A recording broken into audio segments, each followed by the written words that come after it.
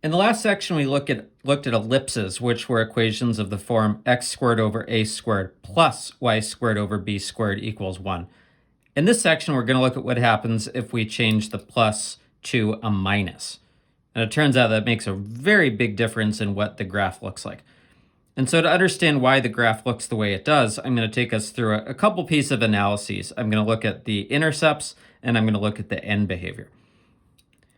So to find the x-intercepts, remember that to find the x-intercepts of any equation, we just set y equal to 0 and solve for x. So that looks like x squared over a squared minus 0 squared over b squared equals 1.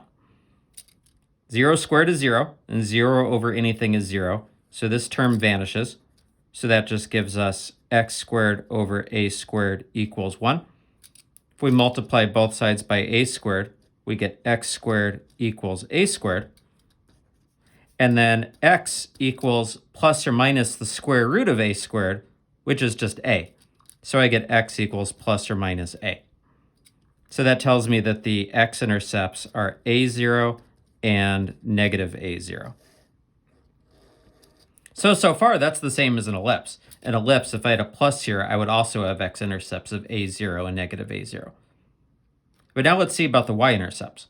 To find the y-intercepts, I set x equal to 0 and solve for y. So that looks like 0 squared over a squared minus y squared over b squared equals 1. This time the first term vanishes, and I get negative y squared over b squared equals 1. I'm going to divide the negative to the other side to get y squared over b squared equals negative 1. And now notice that this equation has no solution, because y squared and b squared are always positive, and a positive divided by a positive can never give me a negative. This has no solution, which is going to mean that the graph of this so-called hyperbola has no y-intercepts. So that's a big difference from an ellipse. All right, now we're going to look at the end behavior, which remember is just a description of what happens to the y values as the x values approach infinity or negative infinity. We did this kind of analysis when we were looking at rational functions back in chapter 4. So if you were to take this equation and solve it for y, you end up getting this result. I'm going to skip the steps that give us that because that's kind of beside the point and would just be a distraction from the point I'm trying to get across. The algebra is not that hard. You just subtract that term over, divide the negative, clear the fractions, use the square root property, simplify a bit. So you can take my word for it that if you're to solve this equation for y, it would look like this. And then we're going to ask, what happens to the y values as the x values approach infinity or negative infinity? So I want to start by just looking at this term, a squared over x squared. Well, as x approaches plus or minus infinity, then x squared is going to approach infinity. And no matter what a is, it's fixed. A is just some number, and so a squared is just some number. So if you have a fraction where the numerator is just some number, but the denominator is approaching infinity, then the result is going to be approaching 0. Right? Any numerator divided by a denominator that's becoming a million, a billion, a trillion, that fraction is getting infinitely close to 0. So this term approaches 0. Therefore, that's what these triple dots mean. They mean therefore. It's just a common word that comes up in math arguments, and so it's convenient to have an abbreviation for it. Therefore, 1 minus a squared over x squared. Well, that's going to approach 1, because if this term approaches 0, 1 minus that thing will approach 1. And now how about this term with the square root? The square root of 1 minus a squared over x squared. Well, if what's inside the square root is approaching 1, and the square root of 1 is 1, then this whole term is approaching 1. So therefore, this whole thing, plus or minus b over a x times the square root of 1 minus a squared over b squared, if all of this is approaching 1, and anything times 1 is just itself, then that means that as x approaches plus or minus infinity, this whole thing is going to approach plus or minus b over a x. So that tells me that as x approaches plus or minus infinity, y is going to approach, well, the y values become closer and closer to either b over a times x or negative b over a times x.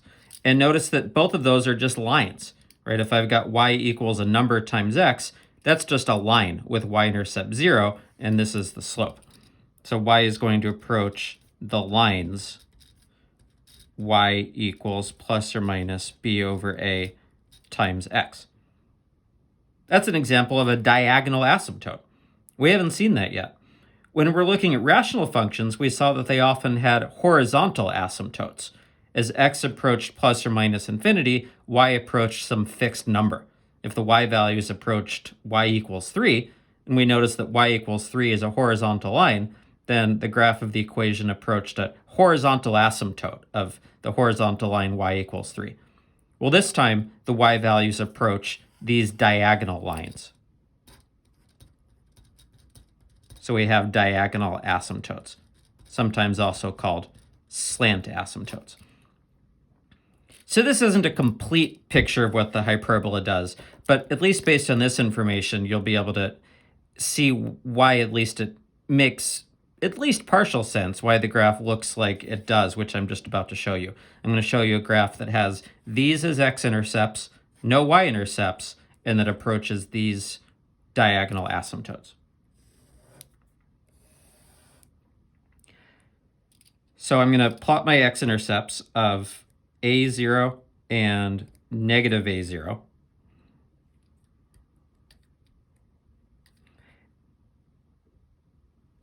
The graph is not going to go through the points 0b and 0 negative b, but I'm dashing those in there because that's going to help me draw the asymptotes. The asymptotes are lines that have slope b over ax and negative b over ax. That means up b over a.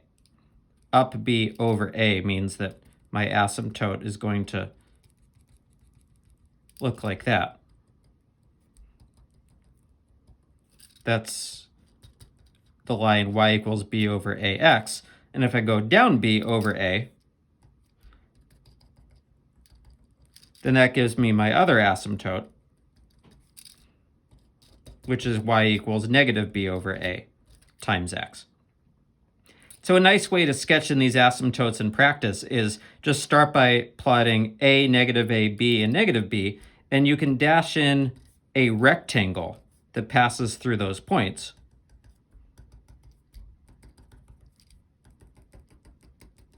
And then the asymptotes can be formed just by connecting the diagonals of the rectangle and extending. That's a nice way to get a line with slope b over ax and negative b over ax. This is called the central rectangle. This is the center of the hyperbola, and then this is called the central rectangle. That's going to be our part of our general approach for graphing hyperbolas. So in any case, my hyperbola needs to pass through this x-intercept and approach these asymptotes in the long run, and it turns out that it does it in a way that looks like this. It has two different branches. Here's one branch, and then this other branch looks like that. So all of these dashed lines are just guiding lines. It's only on this solid part that actually forms the graph of the hyperbola. The hyperbola has two distinct branches, just like we saw that rational functions often have more than one branch that approach different asymptotes. And all of the points on this graph would satisfy this equation. So this is a summary of what we just did. For a hyperbola of the form x squared over a squared minus y squared over b squared equals 1, this is going to have x-intercepts of a0 and negative a0. So you can plot those. And then also plot the points 0b and 0 negative b. Dash in a rectangle that passes through those points. Extend the diagonals of the rectangle to get the asymptotes. And then you just draw a hyperbola that has two branches, one opening to the left and one opening to the right from the x-intercepts that approach the asymptotes.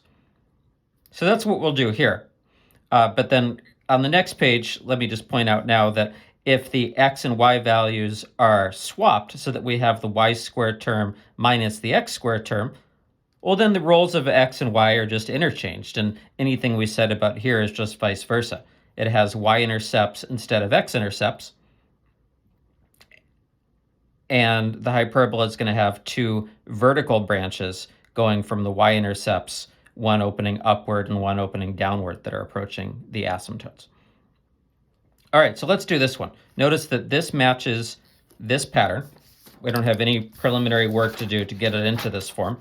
So we can just directly read off that A equals 7 and B equals 5, and that we have a horizontal hyperbola. Again, meaning that I have branches that are going to open left and right because I have x squared minus y squared.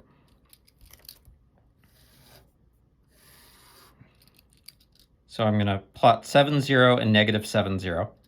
If you're not given a grid with tick marks, then you can just eyeball it. There's no reason to make tick marks yourself. But if you're given a grid that does have tick marks, then you should use it accurately and go to scale.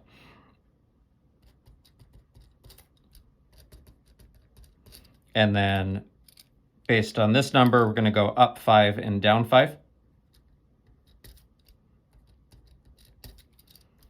Dash in a rectangle that passes through these points.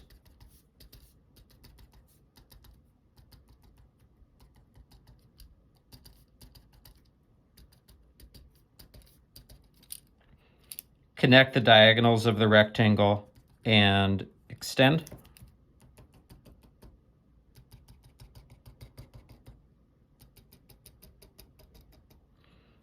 And start at the intercepts and approach the asymptotes.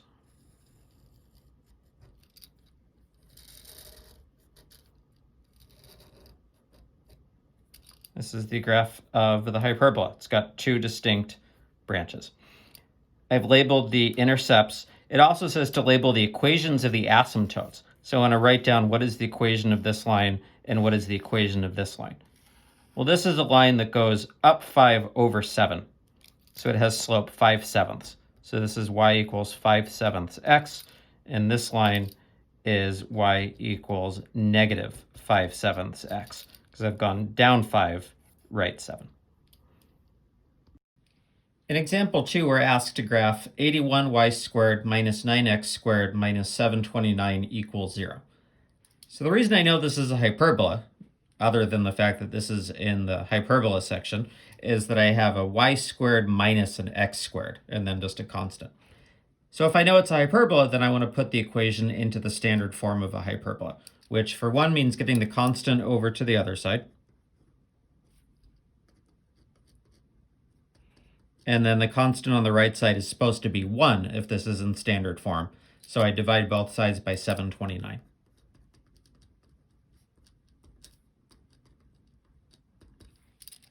So just divide each term on the left side by 729. 81 over 729, you can divide that on your calculator and ask it to return it to you as a fraction, and it comes out as 1/9. So that's the same, and then 1/9 times y squared is y squared over 9. And then similarly, this term, 9 over 729, reduces to 1 over 81. So this is x squared over 81, and then that equals 1 on the right side. So because I have y squared minus x squared, I know that I have a vertical hyperbola, two branches, one opening up, one opening down. And A is 3 because 9 is 3 squared, and B is 9 because 81 is 9 squared. Now for vertical hyperbolas, A tells us how far to go up and B tells us how far to go left and right. Normally, we think of A as telling us how far to go left or right, and B is telling us how far to go up or down. But when the roles of X and Y have been reversed, then the roles of A and B are reversed also. So from our center, we're going up 3 units and down 3 units, and then we're going left and right 9 units. And we form our central rectangle from there.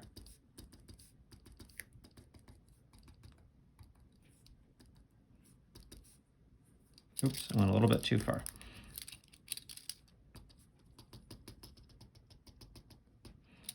and then connect and extend the diagonals.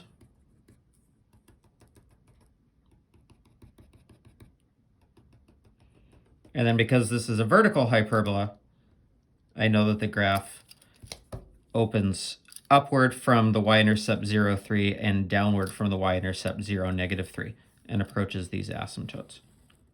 So it looks like this.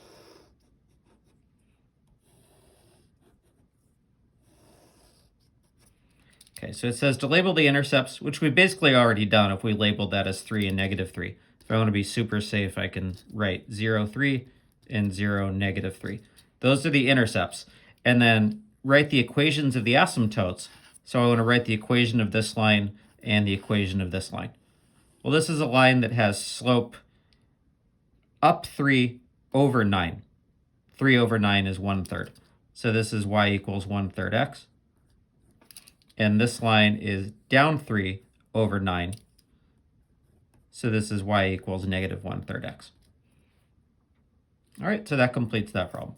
Last one, this is quick and easy. It just wants me to find the equation of the hyperbola graphed below. This is centered at the origin, and it's a horizontal parabola, so we know that it has equation x squared over a squared minus y squared over b squared equals 1.